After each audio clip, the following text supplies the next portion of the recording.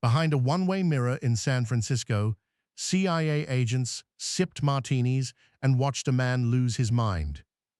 The year was 1955. The man had come to this apartment expecting an evening with an attractive woman.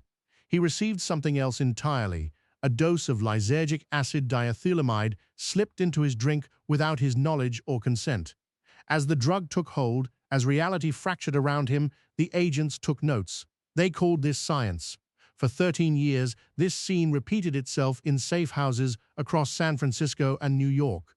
The program had a name that sounded like a burlesque show, Operation Midnight Climax. But what happened in those rooms was far darker than entertainment. It was a government agency weaponizing human consciousness, using American citizens as laboratory subjects.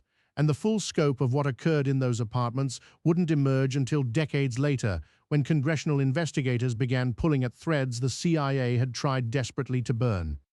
George Hunter White was not a man who played by rules.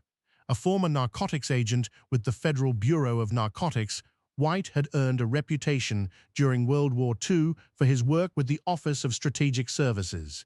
He interrogated prisoners. He experimented with truth serums. He developed a taste for the shadows. By 1953, Sidney Gottlieb needed exactly this kind of man. Gottlieb ran MKUltra, the CIA's sprawling mind control research program born from Cold War paranoia. American intelligence believed the Soviets and Chinese had discovered methods of psychological manipulation, techniques that could turn loyal citizens into enemy agents. They needed to catch up.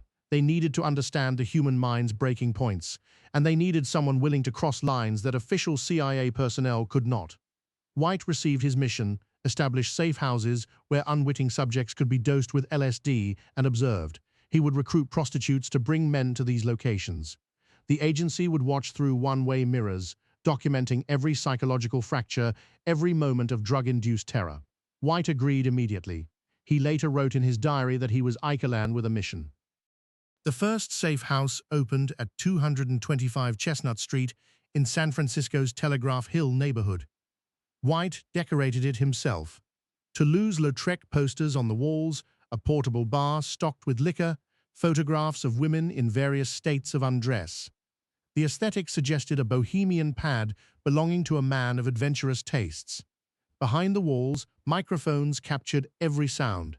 Behind the mirrors, CIA observers documented everything.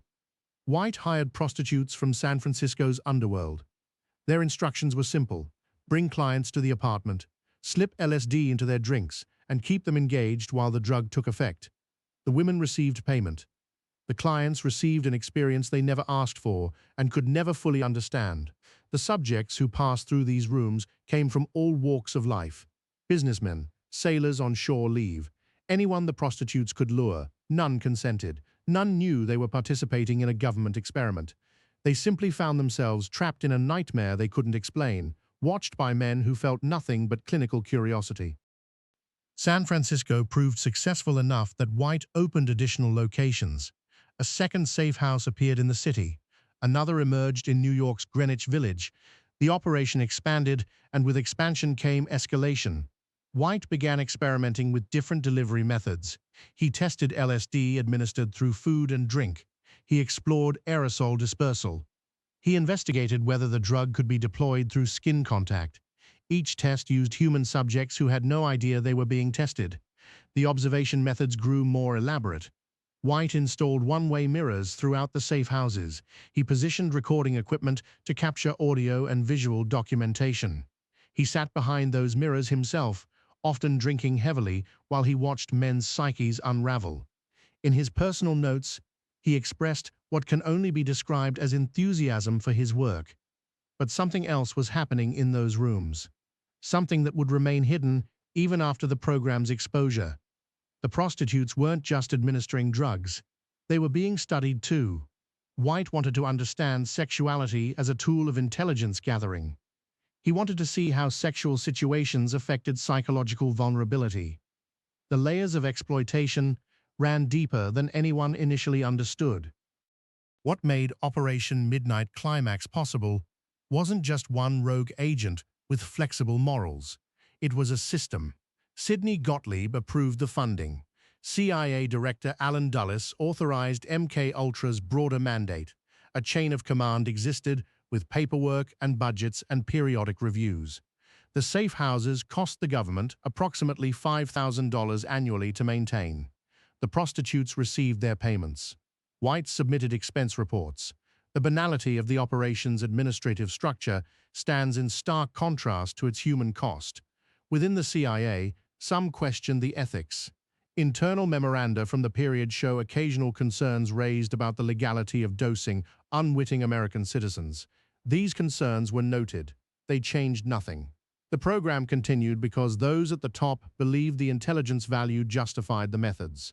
They believed the Cold War demanded sacrifices. They believed the subjects were acceptable losses. By the early 1960s, Operation Midnight Climax was producing diminishing returns. The intelligence gathered had proven less valuable than hoped. The risks of exposure grew as more people became aware of the program's existence, and George Hunter White himself was becoming a liability, his drinking growing heavier, his methods more erratic. The program officially ended in 1966. White retired from government service. He died in 1975, never facing legal consequences for his actions. In his final letter, written just before his death, he offered a remarkable statement: "I toiled wholeheartedly in the vineyards because it was fun, fun, fun." Where else could a red-blooded American boy lie, kill, cheat, steal, rape, and pillage with the sanction and blessing of the All-Highest? Meanwhile, the CIA worked to erase the program's existence. In 1973, CIA Director Richard Helms ordered the destruction of MKUltra files. Thousands of documents burned. The institutional memory was supposed to disappear entirely. The destruction wasn't complete. Financial records, stored separately from operational files, survived the purge. In 1977, a Freedom of Information Act request uncovered these documents. The Church Committee, already investigating intelligence agency abuses, now had evidence of something worse than anyone had imagined. Senator Frank Church led hearings that exposed MKUltra's scope: the safe houses, the unwitting subjects, the prostitutes, the one-way mirrors. For the first time, Americans learned that their government had operated a program that would have been criminal if conducted by anyone else. Survivors were never identified. The destroyed files had contained the names, the dates, the specific instances. Without them, the victims remained anonymous, their suffering unacknowledged. Some may have suffered lasting psychological damage from their experiences. Some may have developed mental illness. Some may have died. We cannot know because the evidence was deliberately incinerated. The safe houses on Telegraph Hill and in Greenwich Village are ordinary buildings now. Nothing marks what happened inside their walls. The neighbors who lived nearby during those years never knew. The city moved on. The country moved on. But the questions raised by Operation Midnight Climax did not disappear. How does a democratic society prevent its intelligence agencies from treating citizens as experimental subjects? What accountability exists when the evidence is destroyed and the perpetrators die before facing justice? How many other programs operated in similar shadows, their documentation successfully eliminated? The Church Committee produced reforms. Executive orders now prohibit experimentation on unwitting subjects. Oversight mechanisms exist that didn't exist before 1977. These are meaningful changes. They are also insufficient guarantees. They rely on the assumption that those in power will follow the rules they create for themselves. George Hunter White watched strangers suffer through one-way mirrors and called it patriotism. Sidney Gottlieb authorized the destruction of evidence and called it national security. The system that enabled them was not an aberration. It was a feature of institutions operating without accountability, convinced of their own righteousness, protected by classification stamps and plausible deniability. The mirror in those San Francisco apartments didn't just let agents watch their victims. It showed us something about power itself, that those who wield it secretly will eventually abuse it, and that the truth, when it finally emerges, often comes too late to matter to those who suffered most.